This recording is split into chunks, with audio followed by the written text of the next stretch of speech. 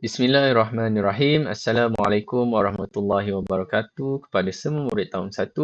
Berjumpa lagi kita pada minggu ini untuk subjek sains.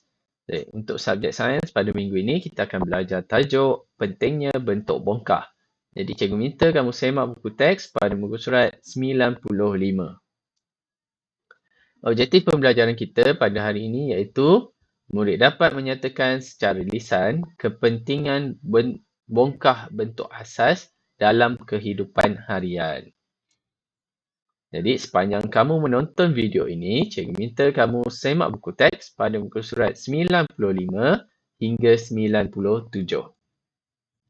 Baik, kalau kita lihat pada muka surat 95 ada tajuk pentingnya bentuk bongkah. Baik, kita baca sama-sama ya. Apakah kepentingan bentuk bongkah dalam kehidupan? Dia tanya kenapa pentingnya bentuk bongkah ni dalam kehidupan kita? Adakah dia membantu? Baik, perhatikan contoh situasi yang berikut. Dia suruh tengok kat gambar yang dibagi. Okey. Mengapakah bola berbentuk sfera? Tanya, kenapa bola ni berbentuk sfera? Dia tak berbentuk piramid, dia tak berbentuk kon. Dia tanya, kenapa berbentuk sfera? Cuba kamu jawab. Ya, bola berbentuk sfera disebabkan oleh mudahkan dianya bergolek. Kalau dia berbentuk lain, mungkin agak susah untuk dia bergolek. Baik, kita tengok perbezaan. Yang ini berbentuk sfera, yang ini bola berbentuk kubus. Bentuk macam kotak lah. Kotak petak macam tu. Baik, bola berbentuk sfera lebih mudah bergolek apabila disepak. Jadi kalaulah orang sepak bola ni, dia lebih senang bergolek, bergerak ke tempat lain. Berbanding bola berbentuk kubus sukar bergolek apabila disepak.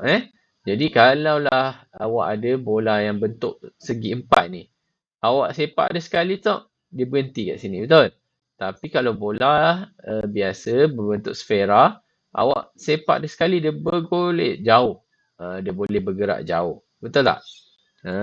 Contoh macam awak sepak kotak lah. Kalau awak sepak kotak, dia pergi ke sini je. Tapi kalau disebabkan bola awak sepak, dia boleh hantar jauh kepada kawan di sebelah sana. Baik, perhatikan keadaan kedua-dua jam meja yang berikut. Dia suruh tengok. Satu macam ni. Satu macam ni bulat. Okey.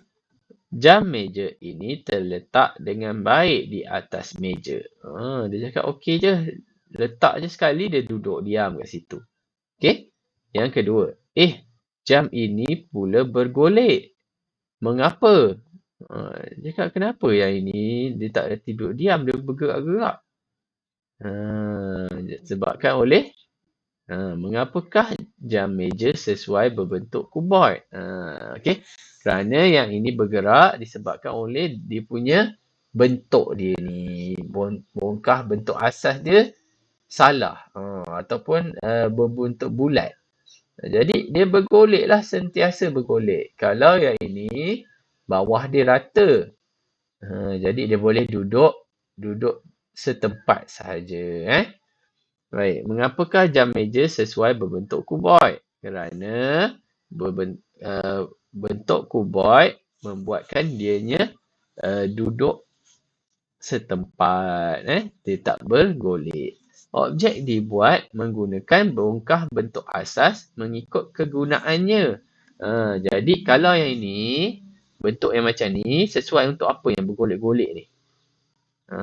Sesuai untuk buat tayar, buat benda yang bergerak-gerak, benda yang boleh bergerak-gerak. Ini sesuai bulat macam ni. Tapi kalau untuk yang duduk diam, tak bergerak, bentuk yang macam ni lebih sesuai. Okey?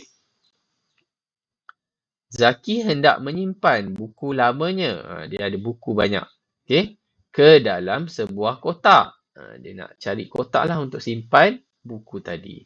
antara bentuk kotak P, ini kotak P dan Q. Yang manakah lebih sesuai? Mengapa? Okey, yang ini berbentuk kuboid. Ini bentuk kuboid. Yang ini bentuk apa? Siapa ingat? Ini berbentuk piramid sebab dia segitiga kan ke atas. Jadi, yang mana lebih sesuai? Kotak P ke kotak Q untuk simpan buku? Yang sesuai untuk simpan buku adalah kotak P. Kenapa kotak Q tak sesuai? Dia boleh simpan buku tapi tak sesuai sebabkan oleh nanti sedikit je buku yang boleh disimpan. Jadi yang ini lebih bagus sebab lebih banyak buku yang boleh disimpan. Baik, kita ingat balik apa yang kita belajar sebelum ini dalam topik bentuk, iaitu yang pertama kita belajar 4 bentuk asas. Bentuk asas yang kita belajar iaitu segi 3, segi 4 sama, segi 4 tepat dan juga bulatan. Ini bentuk asas. Bentuk asas dia bentuk macam ni je. Dia tak ada panjang ke belakang, tak ada. Okey, dia satu muka saja. Yang ini segi 3, segi 4 sama, segi 4 tepat dan juga bulatan. Ingat yang sama ni dia punya panjang ni sebab dia sama. Sebab itu nama dia segi 4 sama.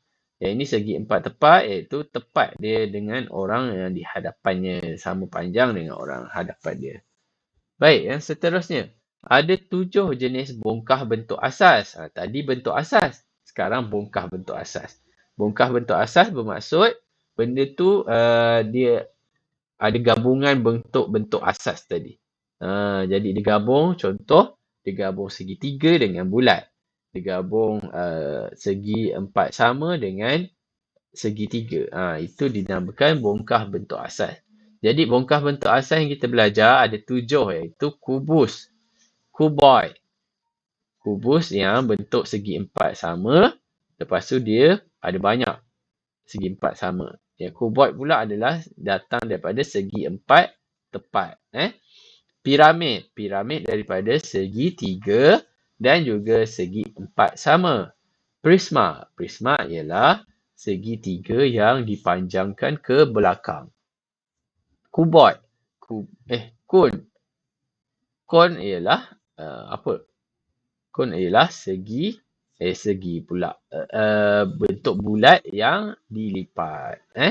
Silinder ialah bentuk bulat yang dipanjangkan. Dan juga sfera ialah bentuk bulat yang dipusingkan. Dia berpusing segi bulatan tu. Baik. Objek baharu boleh dibina menggunakan beberapa bongkah bentuk asas. Ya, betul. Jadi dia daripada bongkah bentuk asas yang kita nampak, yang ada 7 tadi, kita boleh cipta benda-benda daripada situ. Okey. Baik, yang seterusnya. Objek dibuat menggunakan bongkah bentuk asas mengikut kegunaannya. Kalau kamu nak jadi pencipta, kamu kena cipta daripada bongkah bentuk asas tu supaya hasilkan satu benda. Contohnya, kita belajar sfera, bongkah bentuk asas. Jadi, dia hasilkan bola. Lepas tu, kita belajar kubus. Kubus, jadi kita hasilkan jam. Jam meja. Okey. Lagi satu. Contohnya kita belajar silinder.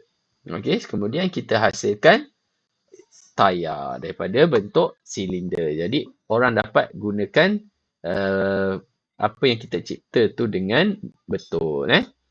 Baik. Kita dah tamat dekat situ. Jadi cikgu minta kamu lengkapkan tugasan dalam buku aktiviti pada muka surat 95. Jadi apa soalan dia? Kegunaan bongkah bentuk asas. Tandakan betul pada bongkah bentuk asas yang sesuai dengan situasi tersebut. Jadi kalau awak ada situasi tersebut, apa yang awak akan pilih? Baik, yang pertama, kotak untuk menyimpan buku. Awak nak simpan buku. Jadi bentuk bongkah bentuk asas macam mana yang awak lebih senang, awak rasa bagus? Sama ada bentuk segi bentuk kuboid ataupun bentuk silinder. Yang mana satu? Jadi tandakan. Okey. Yang seterusnya, bumbung rumah. Adakah bumbung jenis rata ataupun jenis prisma? Mana lebih bagus? Yang jenis kubus ataupun prisma. Jadi kena pilih ya. Yang seterusnya, C. Bentuk bola. Bola jenis mana yang awak rasa dia lebih bagus bergolek? Bentuk sfera ataupun bentuk kubus. Jadi tandakan. Okey, itu saja.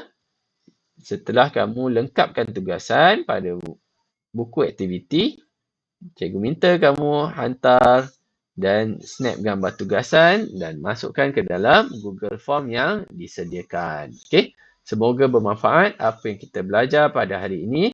Sampai kita jumpa lagi pada minggu hadapan. Saya sudahi dengan Assalamualaikum warahmatullahi wabarakatuh.